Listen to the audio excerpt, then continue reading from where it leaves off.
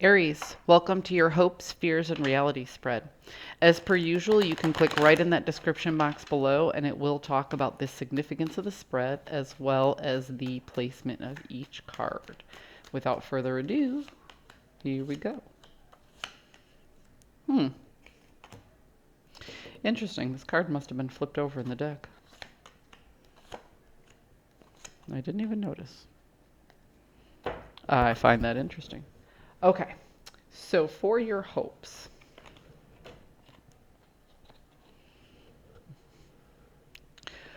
you are hoping to make the decision to come out of an emotionally uncomfortable situation. Okay.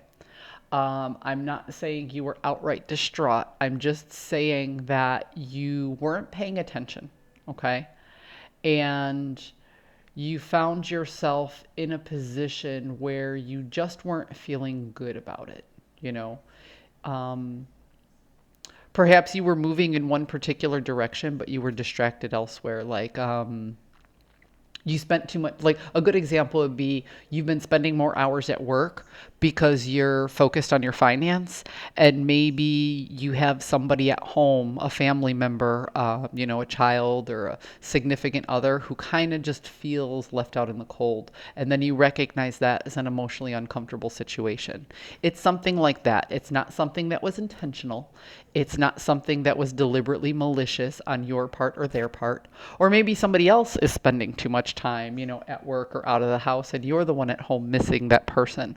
But that's what it feels like to me. It feels like you're making the decision to come out of a emotionally uncomfortable situation in which one person is just longing for a little bit more quality time with the other. Again, it doesn't feel deliberately malicious. It just feels like it happens circumstantially, and you're the one who's noticing, oh, we need some quality time.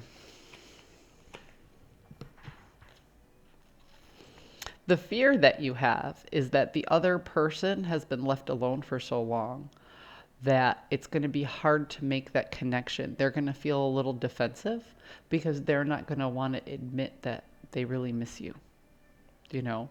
So if it's you who's spending more time away from this loved one, if it's you who like is so busy that the quality time with your loved one isn't there, they recognize that you're only working hard and they aren't blaming you for the situation at all. If it's the other way around, if the other person is too busy with, this, that, or the other to spend that time with you, then you're empathizing with them and you're going to be defensive when you approach this, when you ask for that time that you need. You're going to feel like, well, maybe I'm just not looking at their side of it. You know what I mean? So it's like you're apprehensive to ask for that time because you see that the person, like I said, it wasn't deliberately malicious and you recognize that, or vice versa. It wasn't deliberately malicious and they recognize that. And they see that you're working hard on something and that there's a purpose for it. And they kind of don't want to cut into that. They kind of don't want to take you away if you're on a roll, as far as work goes or school goes or something like that. It's like they're whoever's missing the other is going to approach it very gingerly and might actually get defensive of their own idea of needing this. That's what it is. You fear coming off as needy. That's what I'm trying to say here. You don't want to be needy or selfish. You want to be empathetic to that person. The reality of the situation is that you guys both feel a little stuck and nobody's really putting work into that emotional part of it. And that's what makes it difficult for you. That's what makes it hard, is that there's a need there that nobody's meeting and everybody's recognizing that the need's not being met out of circumstance. This is all about work-life balance, Aries. Yeah, see? Inner conflict in regards to creating the time, in regards to making things happen, creating that stable environment. and wearing a poker face in the process. So one person wants to come toward the other, but they're hinting at it.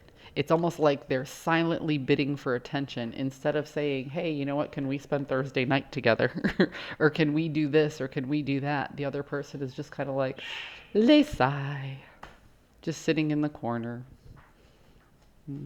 I don't know if you heard that noise. It was my sister's cat. She's fine. So I don't know, maybe with Valentine's Day being tomorrow, these things will fix themselves, but it kind of sounds to me like just open, honest communication would be a good way to go. Just look at the person, say, I know you're busy and I know you didn't happen. I know this isn't intentional, but we need to spend a little bit time together. Over this next week, when can we have quality time? What do you want to do? Maybe you're overscheduled because it's Valentine's Day and because of Super Bowl or something like that. But to me, it sounds like just direct, open communication is better than this just sitting around hoping the other person will read your mind. Aries, I hope you found a message that serves your highest good, and I will see you next time.